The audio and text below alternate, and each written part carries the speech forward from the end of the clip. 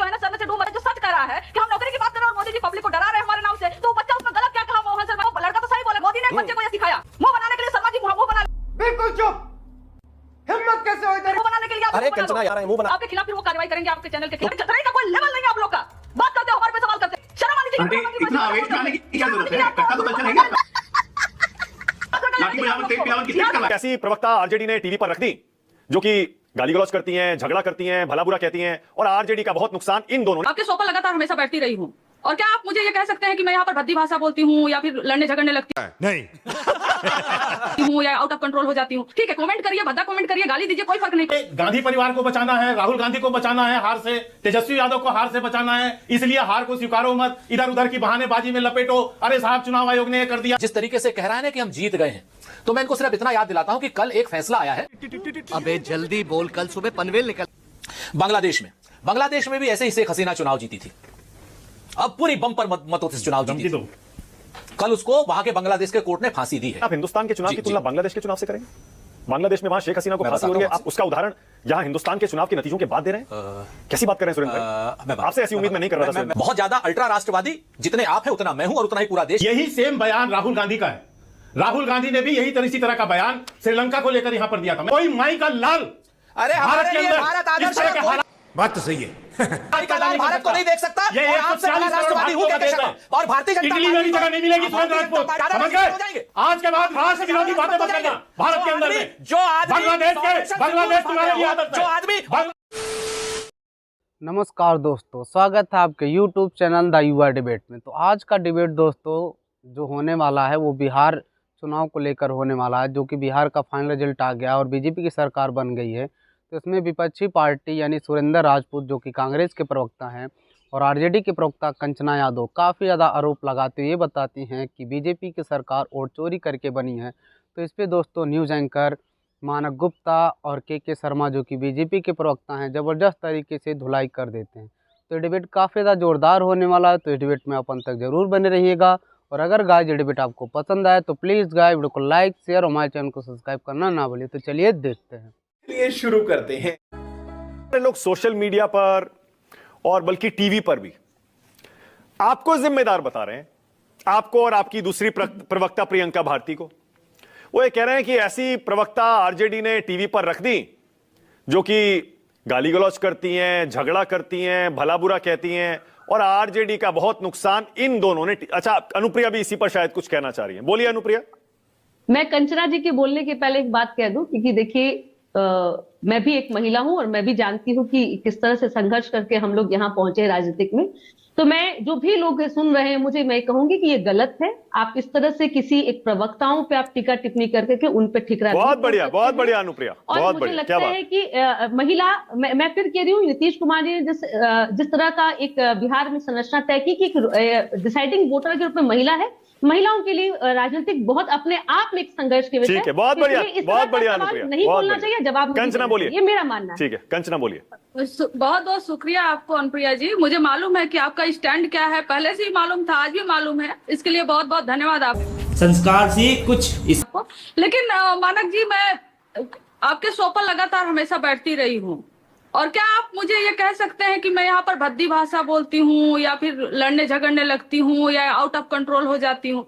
दरअसल समस्या कहाँ पर है? 10-20 सालों, खासकर 10 सालों में टीवी डिबेट्स को एक दंगल की तरह बना दिया गया है, जहां पर चीखने चिल्लाने, बीच में अगर दो प्रवक्ता अपोजिशन के और सत्ता पक्ष के लड़े नहीं तब तक टीआरपी मिलती नहीं। और ऐसे टीवी स्पेस में हमें अपनी बातों को कहना पड़ता है, और जब हमें ऐसे टीवी स्पेस में अपने बातों को कहना पड़ता है तो हमें उन्हीं के लहजे को इस्तेमाल करना पड़ता है जिस लहजे में वो हमसे सवाल कर रहे होते हैं और जिस लहजे में वो हमसे एक्सपेक्ट कर रहे होते हैं। मानक जी, हमें जैसे अपने टीवी स्क्रीन पे जैसे स्पेस देंगे, जितना स्पेस देंगे, जिस तरह से सवाल पूछेंगे हम उसी तरह से जवाब देंगे। बाकी टीवी चैनल जो है जिस तरह से सवाल पूछेंगे हम उसी को जवाब देंगे।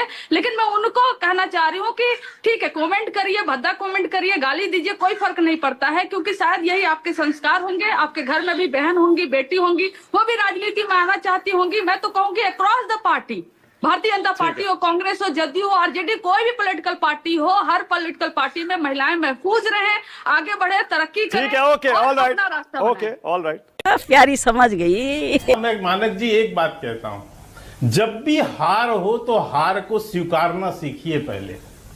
यदि हार को आप स्वीकार नहीं पाते हैं और हार के कारण नहीं समझ पा रहे हैं, तो फिर आप लीपापोती करते हैं यही कह के कि जी SIR में हुआ, चुनाव आयोग ने ये कर दिया, 10,000 रुपया ने कर दिया, फलाने ने कर दिया। जबकि सच्चाई ये है कि हार को यदि आप स्वीकार कर लें तो आप आत्मचिंतन की बोध पर जाएंगे और आपको समझ आएगा कि गलतियां कहां कहां हुई हैं। और ये गांधी परिवार को बचाना है, राहुल गांधी को बचाना है हार से, तेजस्वी यादव को हार से बचाना है, इसलिए हार को स्वीकारो मत, इधर उधर की बहानेबाजी में लपेटो, अरे साहब चुनाव आयोग ने ये कर दिया, वो फलाने ने ये कर दिया। आपके इससे आप आश्चर्य करोगे मानक जी, आपके सैकड़ों रिपोर्टर हैं बिहार में। चुनाव आयोग SIR यदि कोई मुद्दा होता तो 65 लाख लोगों के वोट पर कटे, 65 लोग भी क्या आपको सड़क पे दिखाई पड़े क्या? बात तो सही है। कोई स्वस्फूर्त कोई प्रदर्शन करने गया क्या? आप कोई भी प्रदर्शन नहीं किया। ये केवल कांग्रेस पार्टी और विशेषकर राहुल गांधी का अहंकार था।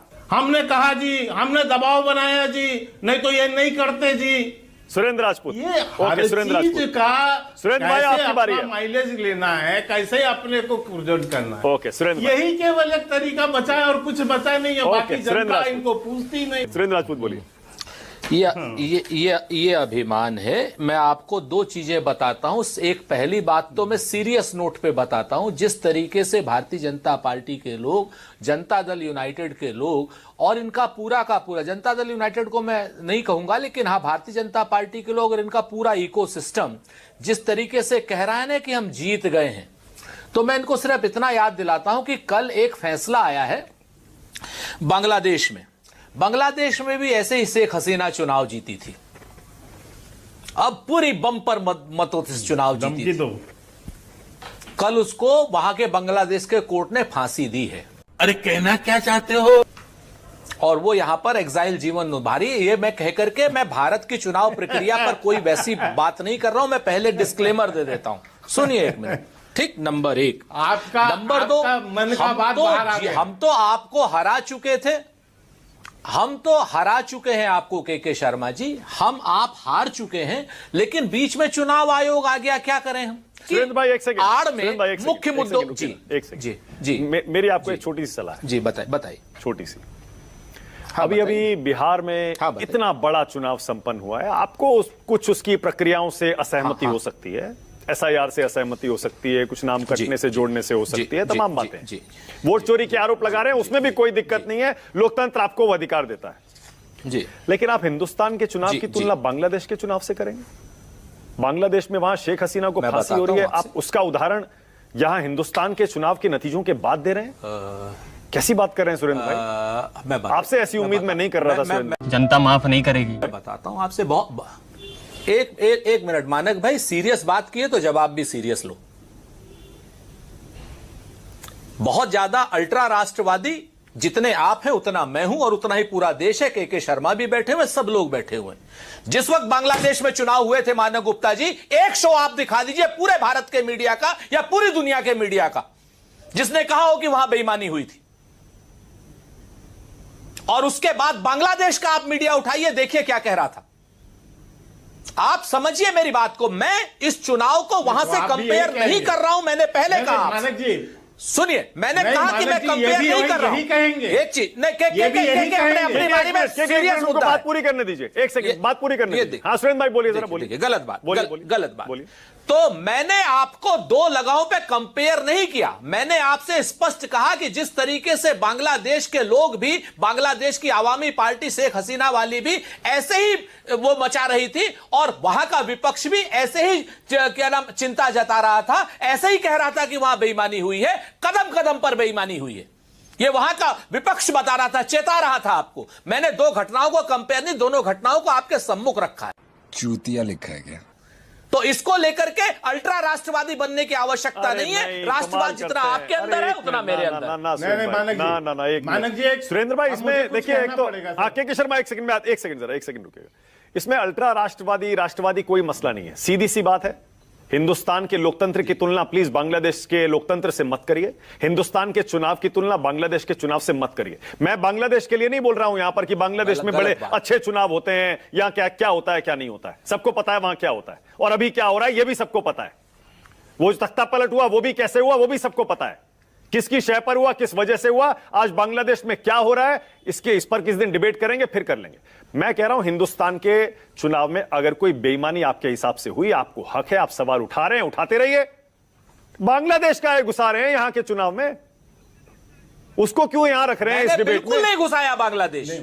ये सुरेंद्र राजपूत पहली बार नहीं बोल रहे हैं मानक जी। बिहार के चुनाव के एक महीना पहले मनोज झा, आरजेडी के जो प्रवक्ता और नेता हैं, मनोज झा ने इसी तरह की बातें बांग्लादेश और श्रीलंका और इसको लेकर की थी कि भारत में ऐसे ही हालात होंगे। यही सेम बयान राहुल गांधी का है। राहुल गांधी ने भी इसी तरह का बयान श्रीलंका को लेकर यहां पर दिया था। क्या बात कर रहे हैं? मैं ऐसे तमाम नेताओं की लिस्ट सुना सकता हूं और बाकायदा बयान बता सकता हूं। चुनाव ये में भारत बेईमानी को समझते कीजिएगा, क्या? आप ये चुनाव भारत की को बेईमानी क्या- नहीं बीच रोकेंगे। में मत, अब बीच में आप मत बोलिए, आप बीच में मत बोलिए, आप सुनिए मेरी बात चुनाव शांति की से। बेईमानी रोकिए। अब मैं ये कह रहा हूं, आप भारत को समझते क्या है? आपके लिए बांग्लादेश आदर्श हो सकता है, कोई माई का लाल अरे हमारे के लिए अंदर भारत आदर्श इस तरह है, के कोई हालात भाई का पैदा लाल नहीं कर भारत को सकता। नहीं देख सकता। ये और 140 आपसे बड़ा करोड़ राष्ट्रवादी हूं भारतीयों के का शर्मा। देश है। और भारतीय जनता इटली में भी जगह नहीं मिलेगी सुरेंद्र राजपूत। पार्टी तो अंग्रेजों की इटली में गुलाम भी जगह रही है, नहीं मिलेगी तुम्हें। अंग्रेजों की चाटुकार रही है। इटली में भी हम जगह लोगों नहीं ने मिलेगी अंग्रेजों तुम्हें। से लड़ाई लड़ी है, उखाड़ के हम फेंक लोग देंगे जब यहाँ से चाटुकारिता भारत से। कर रहे थे अंग्रेजों इस तरह की तब मानसिकता अंग्रेजों को से लड़ाई लड़ उखाड़ रहे के थे। फेंक आप देंगे। हमारे से ज्यादा समझ राष्ट्रभक्त गए? हो जाएंगे। आज के बाद आप हमारे से राष्ट्र ज्यादा विरोधी बातें राष्ट्रभक्त हो मत जाएंगे। करना भारत के अंदर में। जो आदमी बांग्लादेश बांग्लादेश तुम्हारे लिए आदर्श है। जो आदमी बांग्लादेश तुम्हारे लिए आदर्श जो है। डोनाल्ड ट्रंप सर्व से करो। डर गया हो। ओके हटाइए, अब जरा हटाइए। ओके अब सर्व करो। ओके हटाइए। वीडियो में अंत तक बने रहने के लिए धन्यवाद दोस्तों। अगर दोस्तों ये डिबेट आपको पसंद आया तो प्लीज़ गाइस वीडियो को फटाफट लाइक, हमारे चैनल को सब्सक्राइब कर ही लीजिए।